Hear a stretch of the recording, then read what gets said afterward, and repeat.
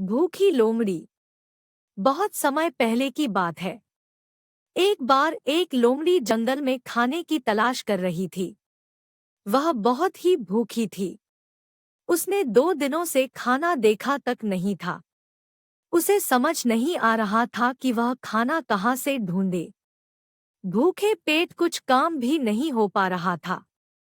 वह सोच रही थी कि अगर उसे खाने का एक टुकड़ा भी मिल जाए तो वह उसके लिए बहुत होगा, क्योंकि फिर वह दिमाग लगाकर कुछ सोच तो सकेगी। अब वह धीरे धीरे जंगल में घूमने लगी। तभी उसको एक चिड़िया दिखी। चिड़िया की चोंच में कुछ था। लोमड़ी थोड़ा दूर थी तो उसको नजर नहीं आ रहा था। जब लोमड़ी चिड़िया के थोड़ा करीब आई तो उसने देखा कि चिड़िया ने अपनी चोंच में रोटी का एक बहुत बड़ा टुकड़ा दबा रखा था।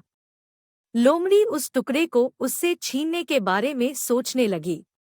दादी की कहानियां मोरल पाठ। लोमड़ी चालाक थी। तभी उसके मन में एक युक्ति ने जन्म लिया। अब वह चिड़िया के और करीब आ गई। उसने चिड़िया से नमस्कार करते हुए कहा, नमस्कार चिड़िया बहन। आज तो तुम बड़ी ही सुंदर लग रही हो। मैंने इससे पहले इतना सुंदर किसी और को नहीं देखा। मेरे हिसाब से तो तुम्हें ही हमारे जंगल की महारानी होना चाहिए था।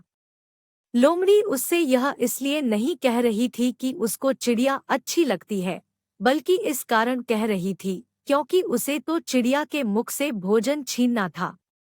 अब जैसे ही चिड़िया ने बोलने के लिए अपना मुंह खोला, उसकी रोटी नीचे गिर गई और उसके लोमड़ी ने फटाफट झपट लिया। रोटी खाकर फिर वह अपने घर चली गई।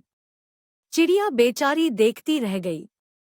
सीख: किसी के बहकावे में कभी भी नहीं आना चाहिए। इससे हमारा ही नुकसान होता है।